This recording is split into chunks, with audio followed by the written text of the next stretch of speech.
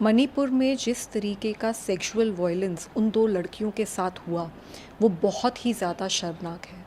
उनको सड़क पे नंगा घसीटा गया, उनके साथ मॉलेस्टेशन किया गया और उसके बाद उनको गैंग रेप तक किया। मुख्यमंत्री मणिपुर के ये कह रहे हैं कि ये एक इकलौता केस नहीं है, ऐसे कई 100 एफआईआर दर्ज हुई हैं पिछले 3 महीने में मणिपुर में।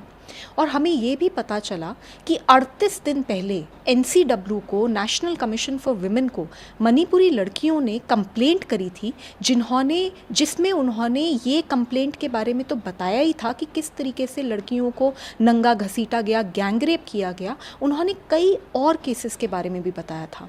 एनसीडब्ल्यू को इन्फॉर्मेशन थी कि मणिपुर में 2 लड़कियों के साथ रेप करा गया, गैंग रेप करा गया और उनका मर्डर कर दिया गया। उनको बताया गया था कि 15 साल की एक लड़की है जिसको किडनैप करा गया और उसके बाद उसके साथ रेप करा गया। ये भी इन्फॉर्मेशन दी गई थी कि 45 साल की विधवा को बुरी तरीके से मर्डर कर दिया गया। तो इतनी serious complaints national commission for women को मिलती हैं 38 दिन पहले और वो उसके ऊपर कुछ नहीं करते।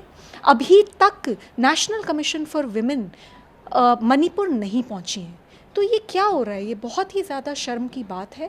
मैंने डीजीपी मणिपुर को आज एक पत्र लिखा है। मैं मणिपुर परसों जा रही हूँ और मैं उनसे अपील करती हूँ कि वो मेरी मदद करें।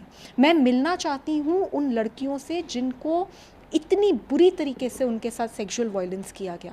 मैं ये जानना चाहती हूँ कि उनको क्या मदद मिली है अभी तक, क्या उन्हें अभी तक कोई मदद मिली भी है या नहीं, क्या उनको कोई काउंसलिंग सेशंस हुए हैं, क्या उनको लीगल हेल्प दी गई है, क्या उनको कोई कॉम्पनसेशन दिया गया है, क्या किसी ने उनका अभी तक हाथ पकड़ा है और उनको ये अश्योरेंस दिया है कि ये जस्टिस उनको मिलेगा।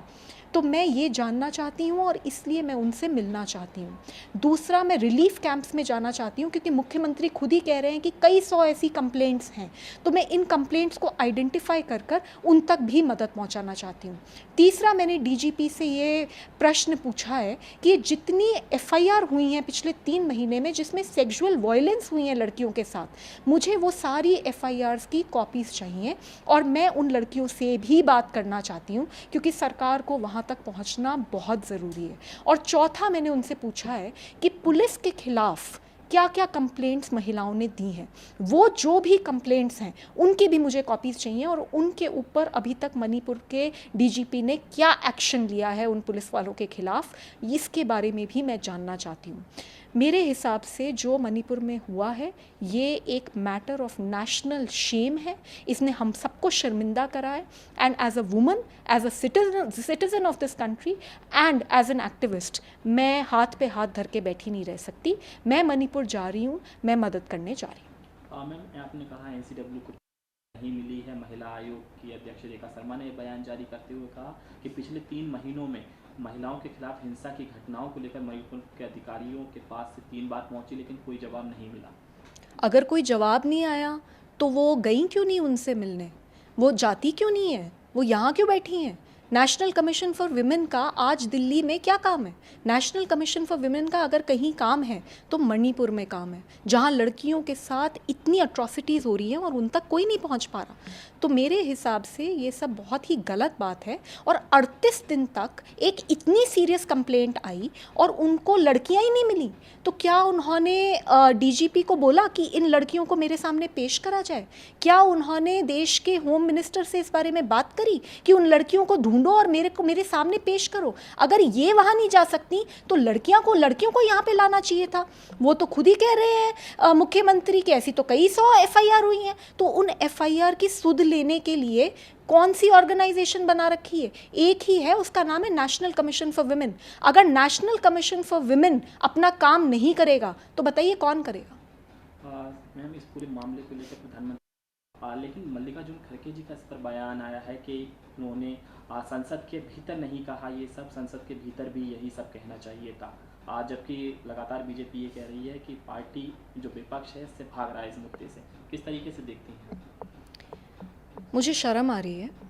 मणिपुर जल रहा है और यहाँ पे किस तरीके की राजनीति हो रही है। मणिपुर जल रहा है। प्रधानमंत्री जी पिछले 3 महीने में उन्होंने एक भी स्टेटमेंट मणिपुर के ऊपर नहीं बोला। जब बोला तो सिर्फ 36 सेकंड के लिए बोला, और उसमें भी उन्होंने पता नहीं क्या क्या बोला।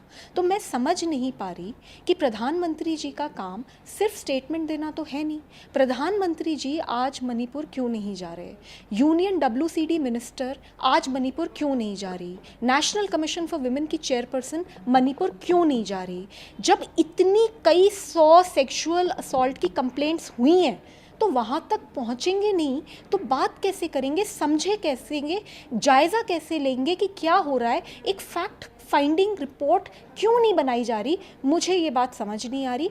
मुझे दुख होता है कि इतने बुरे हाल में मणिपुर में लड़कियां हैं, बच्चियां हैं, उनको रेप करा जा रहा है, कईयों का मर्डर कर दिया गया है, और मेरे हिसाब से सरकार हाथ पे हाथ धरे बैठी है। आप ये बताइए, मैं ये जानना चाहती हूँ कि अभी तक मणिपुर के जो चीफ मिनिस्टर हैं उनका रेजिग्नेशन क्यों नहीं करा गया? क्योंकि वो तो खुद ही बोल रहे हैं कि उन्हें तो पता ही नहीं था। उन्हें ट्विटर के द्वारा पता चलता है कि उनके स्टेट में क्या हो गया। तो इससे गलत बात क्या हो सकती है? मैं पश्चिम बंगाल बीजेपी प्रमुख सुकांत की निंदा करते हैं। यह एक दुखद घटना है, लेकिन दक्षिण पंचला में एक बीजेपी कार्यकर्ता को नग्न करके घुमाया गया। क्या यह मणिपुर की घटना से कम है, दुखद नहीं है? क्या इस घटना का कोई वीडियो नहीं है तो ये कार्रवाई नहीं होगी?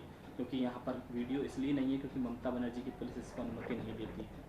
जी, मुझे इस कंप्लेंट के बारे में नहीं पता, लेकिन मैं सिर्फ एक बात बोलना चाहती हूँ कि कहीं पे भी अगर किसी भी महिला के खिलाफ कोई भी सेक्सुअल वायलेंस होती है, जैसे प्रधानमंत्री जी ने भी बोला, चाहे वो राजस्थान हो, चाहे वो कोई कर्नाटका हो, चाहे वो झारखंड हो, चाहे वो दिल्ली हो, दिल्ली में भी 8 महीने की बच्ची के साथ रेप हुआ है और 90 साल की महिला के साथ रेप हुआ है। तो कहीं पे भी सेक्सुअल वायलेंस होती है, चाहे वो वेस्ट बंगाल ही क्यों ना हो, उसके ऊपर सख्त से सख्त कार्यवाही होनी चाहिए। और अगर इस तरीके का कोई केस हुआ है और हमारे तक उसकी इन्फॉर्मेशन होगी तो हम उस केस को भी उतनी ही ज़ोर से उठाएंगे जितनी ज़ोर से हम मणिपुर उठा रहे हैं। लेकिन मुझे ऐसा लगता है कि आज इस देश का फोकस मणिपुर में होना चाहिए, क्योंकि हम सब ने वो वीडियोस देखी हैं। हम सब 48 घंटे से सो नहीं पा रहे हैं। हालत बहुत गंभीर है। उन 2 लड़कियों को नंगा परेड करा गया, उनका रेप करा गया, उनको मॉलेस्ट करा गया, उनके सामने उनके 19 साल के भाई को सिर्फ इसलिए मार दिया गया क्योंकि वो बचाने की कोशिश कर रहा था। उस लड़की के फादर को मार दिया गया, और अभी तक केंद्र सरकार मणिपुर नहीं पहुंची। तो इससे ज़्यादा शर्मनाक मुझे लगता है इस वक्त इस देश में कुछ नहीं है। नमस्कार, मैं हूं मानक गुप्ता। अगर आपको हमारा ये वीडियो पसंद आया हो तो इसे लाइक और शेयर जरूर करें, और हां, हमें सब्सक्राइब और फॉलो करना ना भूलें ताकि आप देश और दुनिया की कोई खबर मिस ना करें। तो जुड़े रहिए हमारे साथ और देखते रहिए न्यूज़ 24।